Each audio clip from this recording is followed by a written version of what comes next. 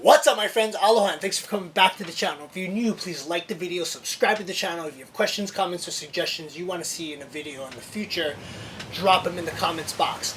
I've tried to film this video like 12 times, so this is the last time I'm going to do it. This is going to be a very info-heavy video. If you're looking for like some flashy, awesome editing, this isn't it. It's going to be just an information dump, and I'm answering a question asked by a subscriber/viewer. Not sure if you're one or the other.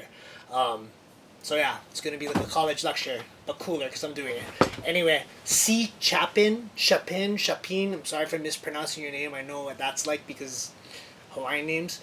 Talk to me on my channel and also over Instagram about some problems he/she, because I don't know, it's the internet, they were having with their Sawyer Street Cop. Not really problems, but just weren't too sure of where to put this guy. And like I said in the my review of the Sawyer Street Comp, there's no instructions that come with it to tell you where to put this guy, okay? The main thing is you want to make sure that there's enough space between the front of your muzzle and the back of the compensator so that when your slide reciprocates, it's not bashing into the back of the comp, because that would be a bad trip.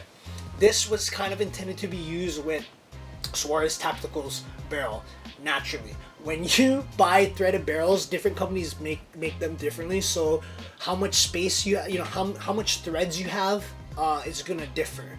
So it will differ for you if you're running this guy here. For me, when I put this guy on, I have at least, or about 1/16 of space, maybe a little bit less, between the back of the compensator and my muzzle. But again, main thing is when this guy comes forward, you're not bashing on the back of the comp.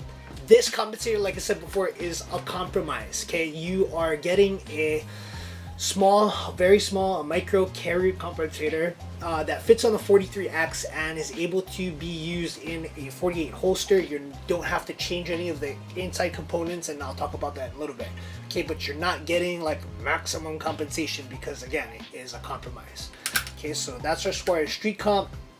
Yeah, there it is. Okay, so I talked about in my Sawyer Street Comp video that we would go into compensators later, and today is kind of the day. I'm not going to go too far into it because that would be like an ultra long video. But I want to say first, like, I'm not an expert, okay? I know what I know, which is like not very much at all, but this channel, I want this to be a platform for information sharing and for talking story, and for me to teach you folks that might not know as much, and for you folks to talk to me and teach me if I'm saying something totally wrong. So again, if you don't like what I'm saying, or I'm erroneous or whatever, like, let me know, make me better so I can make everybody else better, and we can, you know, just share the knowledge. Okay, so with the cartridge, okay, there's 4 parts of a cartridge. People call them bullets, but they're actually called cartridges. So you have your bullet, okay, that's the actual projectile which leaves the barrel. Then you have your case, okay, and the case, this is the case. It's this guy, the stuff that flies out, okay. The case contains a powder charge and a primer that's set in the bottom. There's center fire cartridges and there's rim fire cartridges. We're going to be talking about center fire cartridges, and those are most, like defensive hand, or most cartridges in general. They have the primer in the middle. Okay, rim fire cartridges are different. We're not going to talk about those. This is a center fire cartridge. So you have a primer, the case, the powder charge, and the bullet. Okay, the bullet leaves the barrel. This whole unit together is called a cartridge. It's like the Megazord and the Red Ranger's Tyrannosaur Zord. This is the Tyrannosaur Zord. This is the Megazord. You don't call this anyway. Okay, got it. All right, when you pull your trigger, your firing pin travels forward. It strikes that primer, and the primer ignites the powder charge inside of the case.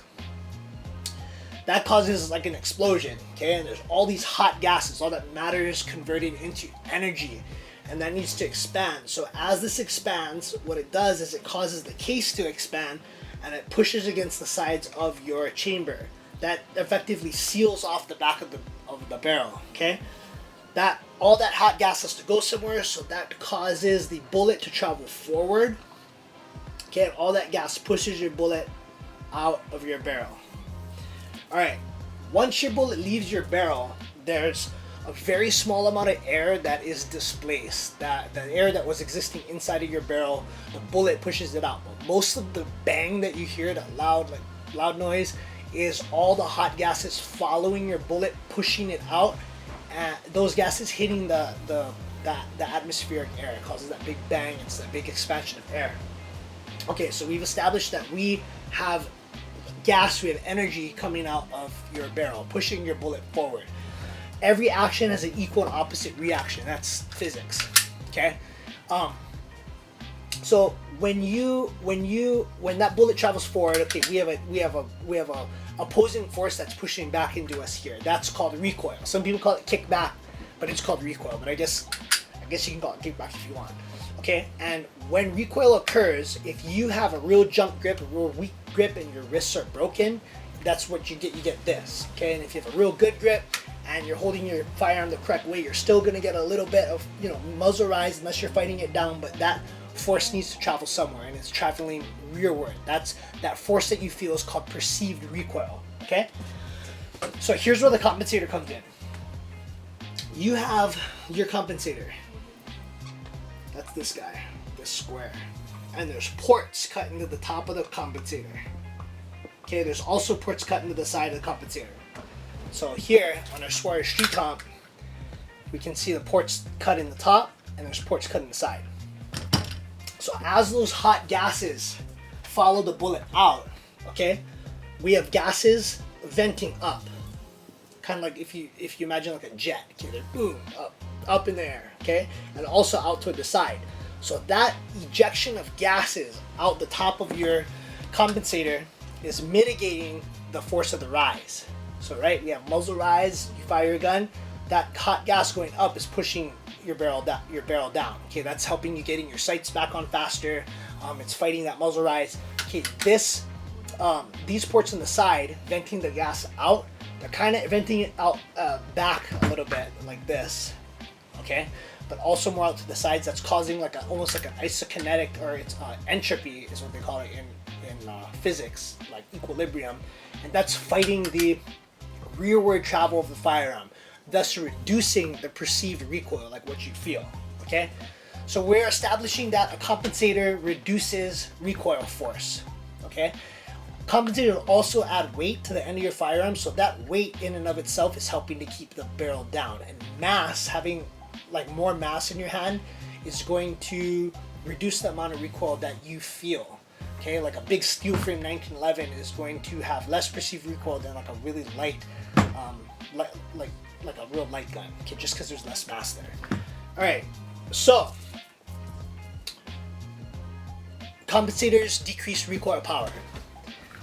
Keep that on the side. Put it in your pocket. There's lots of different operating systems for firearms, like how they cycle and how they work, okay? This Glock is a short recoil operated firearm. So what that means is it uses the force of the recoil to send the slide back, okay? You have your magazine in here. The spring, the recoil spring, fights that force and also brings the slide forward, okay? As the slide comes forward, it strips that top round off the top of the magazine and feeds it into your chamber. Okay, so it's very important that you have, they need that recoil force to operate. We've established that compensators reduce recoil strength or force of recoil. Okay, and things that affect the cycling of a recoil operated firearm. When I say cycling, that means the whole process of firing, unlocking, like extracting, like the whole, like everything working in slow motion. Okay, that's the cycle. Okay, what affects cycling is the weight of your slide, weight of the slide. Okay, because this is the mass that needs to be moved by that recoil force. Okay, and the internals, the weight of the internals inside there. That's your firing pin. That's like your extractor. Like everything that's the weight of this whole thing, minus the barrel, because the barrel doesn't move. Okay, so we got the weight of the slide and all the components in the inside. We have the force of the recoil spring. Spring. Hope you guys can read this because I didn't frame it and I'm not doing this again. Okay, we have the force of the recoil spring. Okay, this spring that's in here, the one that's wrapped around your guide rod on a Glock, that's fighting the rearward travel. Okay, it's slowing the slide down, and then it also returns the slide back into battery. Okay, and then that's again it takes the top round off the magazine and it loads that guy up. So we have the force of the spring, and we also have, I would say, again, the force of recoil. Force of recoil. Okay, the force of recoil is mostly dictated. It's dictated by bullet weight. I don't want to get like too far into this, but to me, it's more so dictated by like the amount of charge. Okay, the amount of explosive capability of a round. Okay, so we'll just say charge. Okay, this is dictated by charge. Also the rate of the weight of the bullet, but I'm not going to go there because that's getting like super deep. All right, so when everything's in a stock, like it's functioning fully, it's just from the factory. Okay, all of this is balanced out. Okay, you have the weight of the slide, we'll just say S, slide, the force of the spring, and the recoil force. Okay, and these are all balanced. Okay, we'll give, hold on here guys. Okay, so we'll say that, we'll just give them numbers. Okay, we'll give them numbers. So this is 5, this is 5, and we'll say the recoil force is a 10. Okay, balance, so 5 plus 5 is 10, minus 10 is 0. Okay, that means balance. Okay, it works, it's a functioning system. When you put a like a real big compensator or something that really affects this system, this highly controlled and like very well calculated system, you're going to reduce that recoil force. Okay, so now we don't have a recoil force of 10 anymore. We'll say we have a recoil force of 8. Okay, again, these numbers don't matter. I'm just trying to show balance. So 10 minus 8 is no longer 0, it's 2.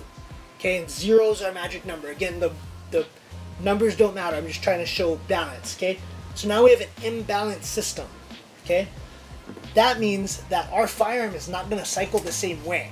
If we have less recoil force acting on this system, because the slide is the same weight, the recoil spring is the same power, it doesn't have that power from the recoil to drive this back, pick up the new round, go into battery, everything, it's different. So in order for you to run a strong compensator, like a competition compensator, like a real, big comp, you have to change the system. You have to get your slide milled, you got to get it cut so your weight, the weight of the slide is reduced. Okay, and then you reduce your spring power so that it cycles more reliably. Okay, and again, these numbers don't matter. It's just we are going to achieve equilibrium again within the whole system by manipulating the weight of the slide and the power of the spring. Once we've done that, when we have a powerful compensator, our gun will cycle reliably. Okay, given the force of recoil remains the same. So that means you got to use the same loads. Okay, if you all of a sudden you have this tuned system that works for this round that has a recoil force of 8, okay, and then you go to using a lighter bullet that travels slower, you've changed that recoil force now, and now the system's not going to work. So you start messing with these little things, and it's gonna affect the reliability of your firearm. Compensators, competition shooters use them all the time. Okay, again, these are like for real high level guys that put tens of thousands of rounds down range, and they know their gun, they know it, they know how it feels, they know it. So when there's a little bit of change in the system, they feel that, and it also affects their split times. When it comes down to tens of thousands of a second in a competition, they have their fundamentals like down, everything's like perfect. Okay, they are going to see a difference in it. So Suarez street comp, is it going to make a difference in your shooting? Yeah, like a very little bit. Okay, that was my experience. I'm not like an expert shooter or anything like that, but it will make a little bit of difference. If you are a top tier competition guy, just like John Wicking it, you'll probably feel more of a difference. Okay, so that's kind of an abridged, not entirely accurate, but that's pretty much the gist of compensators. I don't want to spend too much time on it because this is a lot of information. It's kind of a drive video, but that's the what is the English seeing? That's the down low. That's the down low on compensators. Okay, question was asked about ported barrels. All right, this is a ported barrel. You can see it's got ports on the top, hence ported barrels. This does the same thing in reducing muzzle rise as the compensator does, but it has less of an effect on recoil mitigation or lessening the force of recoil. All it's doing is it's fighting the force down by ejecting that hot gas up. So this normally doesn't require like a tuning of the whole system like a compensator does. Okay, again, this is a compromise. If I had a competition gun, if I was a really hard competition shooter, I was using a very aggressive compensator, and I messed with the whole system, I would be able to get more out of this. I have more control out of this than I do with a ported barrel. Okay, the ported barrel is going to fight the muzzle rise. It's not going to do much for recoil mitigation. Something to note real quick about both these guys, the compensator and the ported barrel: the hotter your load, the more of an effect this is going to have on your firearm, because there's more gas produced, there's more force coming out of those ports to affect the action, the behavior of the system. If you're using like doo-doo range loads that aren't powered at all, you're not going to really see much of an effect. The effect on all of this is pretty small, okay, when it comes to like 9mm and stuff like that to begin with. But again, the less gas you have coming out of those ports, the less of an effect it has. So in practice, when you run a ported barrel or a compensator on these 45s, 10s, 9mm, stuff like that, you're gonna the hotter the load is, it's gonna make it feel just like a less powerful load. If you're running whatever 124 grain plus P, it might feel like 115 grain regular or somewhere in there. It's just gonna lessen it. So that's the scoops on compensators and ported barrels. I actually shot a video on the ported barrel and the difference between an unported Glock 20 and a ported barrel Glock 20 to see the difference. I didn't put it up because I thought it was kind of boring, but I might put it up now. And again, it's a small difference, but it is there, but it's small. All right, and that's it for this segment of learning stuff from a not expert YouTube guy, and I'll see you guys next time. Thanks.